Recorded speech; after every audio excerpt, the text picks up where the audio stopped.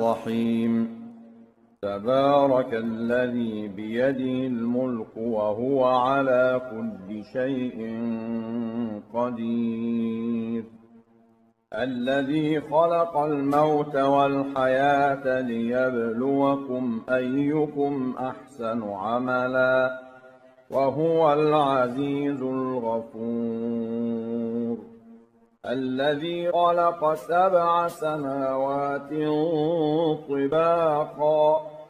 ما ترى في خلق الرحمن من تفاوت فارجع البصر هل ترى من فطور ثم ارجع البصر كرتين ينقلب إليك البصر خاسئا وهو حسير ولقد زينا السماء الدنيا بمصابيح وجعلناها رجوما للشياطين وأعتدنا لهم عذاب السعير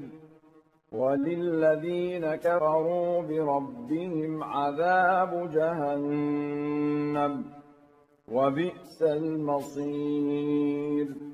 إذا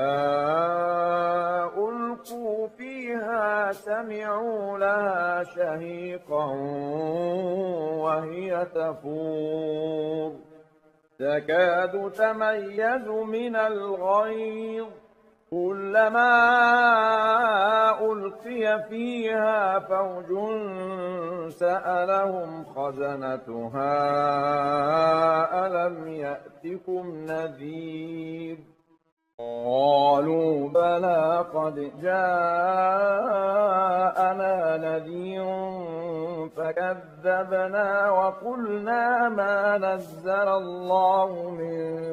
شيء إن أنتم إلا في ضلال كبير وقالوا لو كنا نسمع أو نعقل ما كنا في أصحاب السعير فاعترفوا بذنبهم فسحقا لأصحاب السعير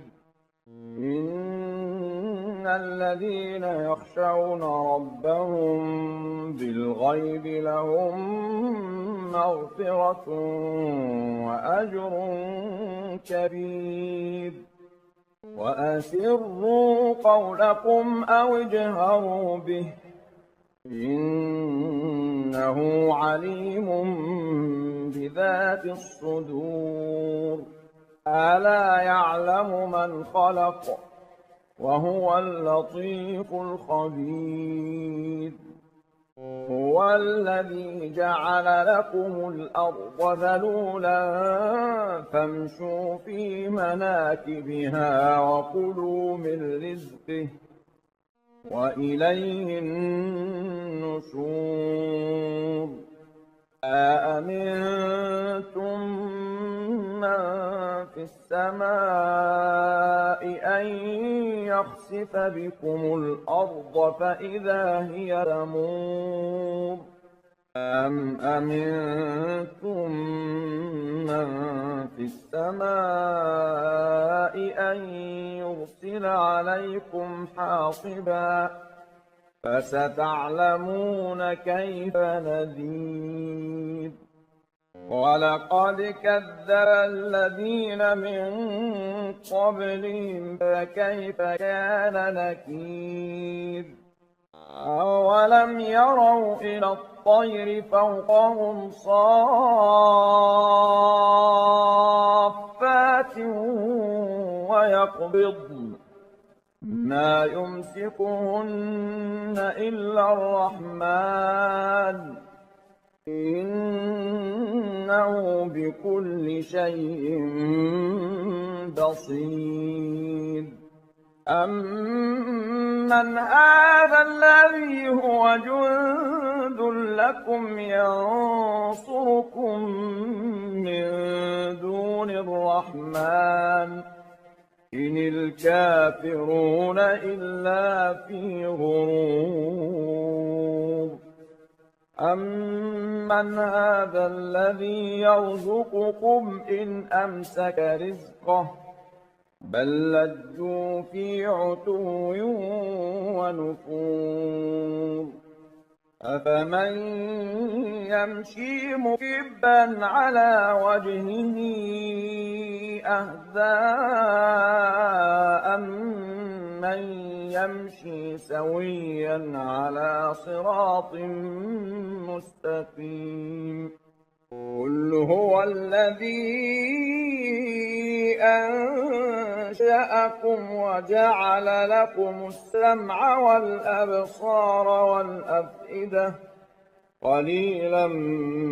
مَّا تَشْكُرُونَ قُلْ هُوَ الَّذِي ذَرَأَكُمْ فِي الْأَرْضِ وَإِلَيْهِ تُحْشَرُونَ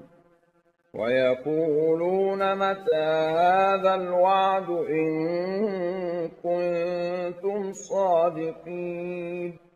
قُلْ إِنَّمَا الْعِلْمُ عِندَ اللَّهِ وَإِنَّمَا